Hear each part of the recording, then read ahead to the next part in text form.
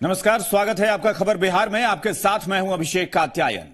खबर बिहार की शुरुआत करेंगे बिहार के दो वीरों की खबर से। ये दोनों वीर बिहार के हैं और आज पूरे दिन समाचार की सुर्खियों में बने रहे। इनमें से एक बिहार की सियासत के बयान वीर हैं, जबकि दूसरा खेल के मैदान में वीरता अपनी दिखा रहा है। जी हां, हम बात कर रहे हैं बयान वीर केंद्रीय मंत्री उपेंद्र कुशवाहा की और भारतीय क्रिकेट टीम के नए सितारे और शतक वीर पृथ्वी शॉ की।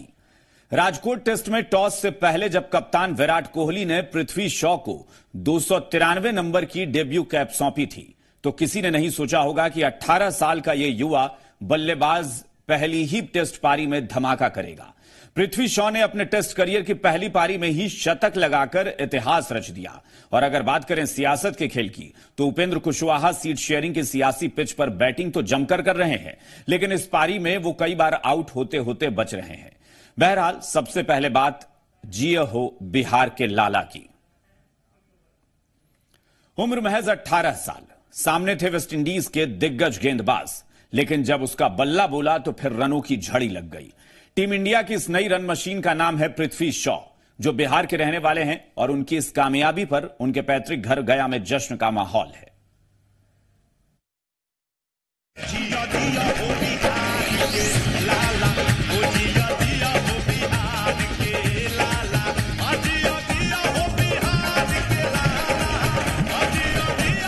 डेब्यू मैच में पृथ्वी का कमाल, जियो जियो बिहार के लाल। महज 18 साल की उम्र में बिहार के लाल पृथ्वी के शॉट्स ने कर दिया कैरिबियन गेंदबाजों का बुरा हाल। 99 गेंदों में शतक, 154 गेंद में 134 रन और 19 झन्नाटेदार चौके। राजकोट में पृथ्वी शॉ का बल्ला खूब बोला तो गया के पटवा टोली में पटाखे फूट पड़े। हो भी क्यों नहीं, आखिर ये पृथ्वी का पैतृक घर जो है। टेस्ट कैप पहनने के बाद पहले से ही पृथ्वी के घर में त्योहार जैसा माहौल था और सबको इंतजार था पृथ्वी की पारी का। ऐसे में पृथ्वी ने भी निराश नहीं किया और आतिशी शतक ठोक डाला। फिर क्या था, पृथ्वी के पैतृक घर पर बधाइयों का तांता लग गया। अभी तो धूम धड़ाका पड़ाका मिठाई और क्या बताए, बहुत चीज करेंगे। क्या ये उम्मीद था कि जिस तरीका से जैसा पृथ्वी खेल रहा था शुरू से उसका हम लोग प्रदर्शन देखते रहते, हौसला भी है उसका, और ये उम्मीद था कि पृथ्वी 100 से ऊपर जाएगा। बिहार के गया जिले का रहने वाला है पृथ्वी शॉ का परिवार। पृथ्वी के दादा अशोक साव मानपुर में बालाजी कटपीस नाम से कपड़े की दुकान चलाते हैं। उनके बेटे पंकज शाह काफी कम उम्र में ही मुंबई चले गए थे, जहां पृथ्वी का जन्म हुआ। पृथ्वी के पिता भी कपड़े का कारोबार करते हैं। बहरहाल, पोते की उपलब्धि पर पटवा टोली में रहने वाले अशोक साहब गदगद हैं। हो भी क्यों नहीं, पोते ने महज 18 साल की उम्र में ही ऐसे ऐसे रिकॉर्ड अपने नाम किए हैं जो कमाल के हैं। टेस्ट डेब्यू से पहले प्रथम श्रेणी और स्कूली क्रिकेट में पृथ्वी ने गजब का खेल दिखाया है। पृथ्वी ने दिलीप ट्रॉफी में भी डेब्यू करते हुए शानदार सेंचुरी ठोकी थी। इतना ही नहीं, अपने 14 प्रथम श्रेणी मैचों में अब तक 56.72 की औसत से 1418 रन बनाए हैं। इसमें 7 शतक और 5 अर्धशतक शामिल हैं। बेंगलुरु में साउथ अफ्रीका ए टीम के खिलाफ भी पृथ्वी ने सेंचुरी बनाई है। महज 4 साल की उम्र में पृथ्वी ने खेलना शुरू किया था और 14 सालों की कठिन मेहनत के बाद पृथ्वी ने एक ऐसा मुकाम हासिल किया है जो बड़े बड़े दिग्गजों के लिए सपने जैसा होता है। जाहिर है, क्रिकेट की दुनिया में दमदार एंट्री मारने वाले बिहार के इस लाल पर आज पूरा बिहार गर्व महसूस कर रहा है। गया से जयप्रकाश कुमार के साथ ब्यूरो रिपोर्ट, जी मीडिया। और अब बात करेंगे बिहार के दूसरे वीर, ये कहें कि बिहार के बयान वीर उपेंद्र कुशवाहा की, कंफ्यूज्ड कुशवाहा की।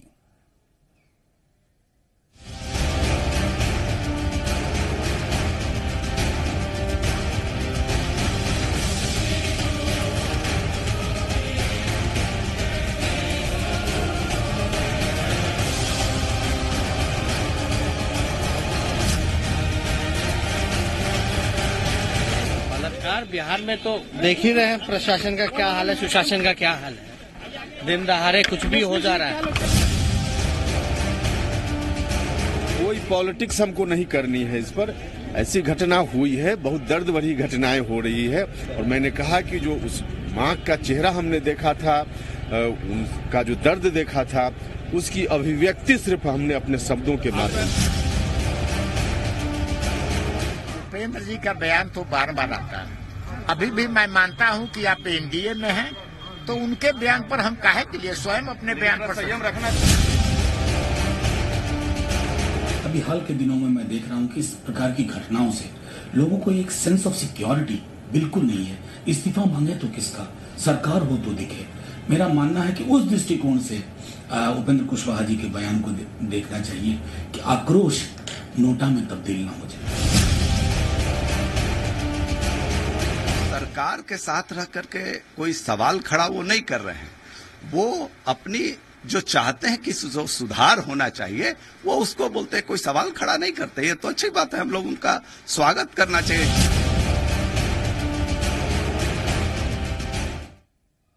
तो क्या उपेंद्र कुशवाहा कंफ्यूज्ड हैं? लग तो कुछ ऐसा ही रहा है, क्योंकि सीट शेयरिंग के मुद्दे पर कुशवाहा कभी नरम दिखते हैं, कभी अचानक उनके तेवर तल्ख होने लगते हैं। इस बार भी कुछ ऐसा ही दिखा। नीतीश सरकार पर हमला बोलने के बाद कुशवाहा एक बार फिर अपने बयान से पलट गए।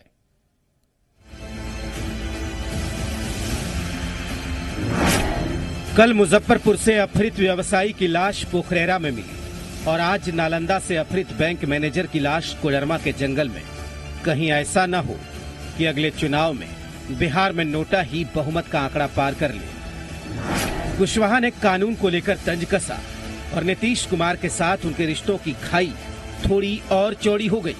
कुशवाहा पर जेडीयू के जवाबी हमले से ये भी साफ हो गया कि एनडीए में ऑल इज वेल तो कतई नहीं है।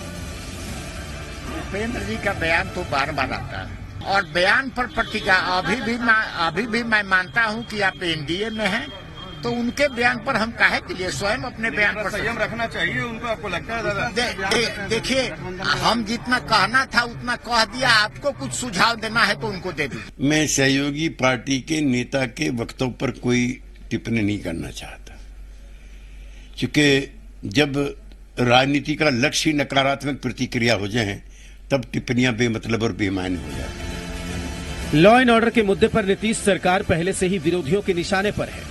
ऐसे में कुशवाहा को महागठबंधन में शामिल होने का कई बार न्योता दे चुकी आरजेडी को एक बार फिर नीतीश कुमार पर हमला करने का मौका मिल गया। मनोबल प्रशासन का, पुलिस के लोगों का कहां जाएगा और आम आवाम का आप देख लीजिए, भरोसा और मनोबल दोनों टूट रहा। मेरा मानना है कि उस दृष्टिकोण से उपेंद्र कुशवाहा जी के बयान को देखना चाहिए कि आक्रोश नोटा में तब्दील न हो जाए। कि अगर उपेंद्र कुशवाहा जी बार बार अगर कहीं कोई कमी रह जा रही है सरकार के अंदर और उसको अगर बताने का प्रयास करते हैं, बताते रहते हैं, तो अच्छी बात है। उसको नेगेटिव वे में नहीं लेना चाहिए, उसको पॉजिटिव वे में लेना चाहिए। चुनावी वैतरणी में उतरने के लिए तैयार बीजेपी को उम्मीद है कि कुशवाहा एनडीए का साथ नहीं छोड़ेंगे और थोड़े ही देर के बाद अपने बयान से पलटते हुए कुशवाहा उनकी उम्मीदों पर खरे भी उतरते हुए दिखाई दिए। कोई पॉलिटिक्स हमको नहीं करनी है इस पर। ऐसी घटना हुई है, बहुत दर्द भरी घटनाएं हो रही है और इसके लिए जो कुछ भी मेरी उस समय प्रतिक्रिया मेरे मन में आई और मैंने कहा कि जो उस माँ का चेहरा हमने देखा था, उनका जो दर्द देखा था, उसकी अभिव्यक्ति सिर्फ हमने अपने शब्दों के माध्यम से। कुशवाहा बीते काफी दिनों से नीतीश पर कभी नरम तो कभी गरम रुख अख्तियार कर रहे हैं। बिहार की सियासत की नब्ज टटोलने में माहिर कुशवाहा का आखिरी फैसला क्या होगा, ये तो बखूबी वही जानते हैं। लेकिन पिछले कुछ दिनों से अपने बयानों के जरिए उन्होंने एनडीए के अपने साथियों को उलझन में जरूर डाल रखा है। जी मीडिया के लिए पटना से रुपेंद्र श्रीवास्तव के साथ दिल्ली से धीरज ठाकुर की रिपोर्ट।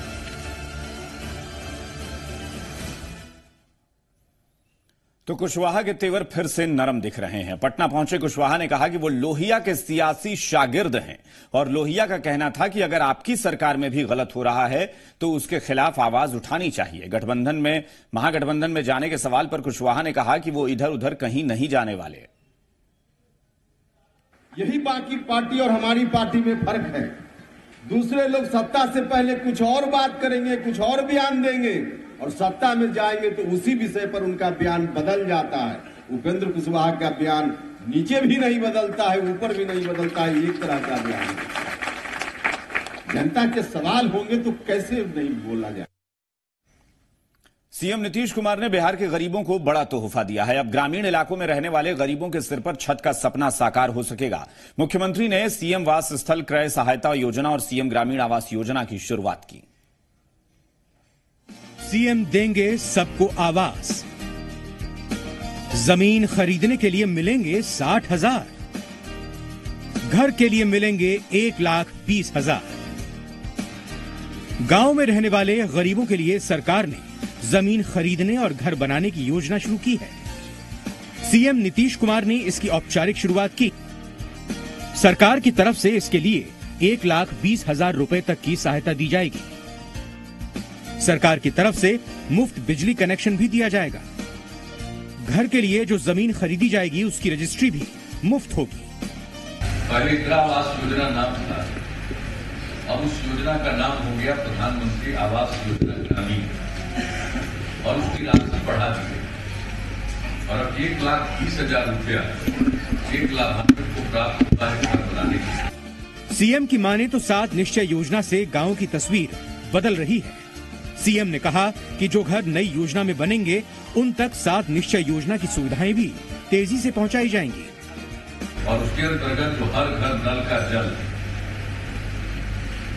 हर घर तक पक्की गली और नाली का निर्माण, हर घर में शौचालय का निर्माण और हर घर तक बिजली का कनेक्शन, ये 4 जो निश्चय गांव हो या शहर उसमें लागू किया जा रहा है। सीएम ने बापू की 150वीं जयंती पर स्वच्छता के लक्ष्य को हासिल करने की बात कही।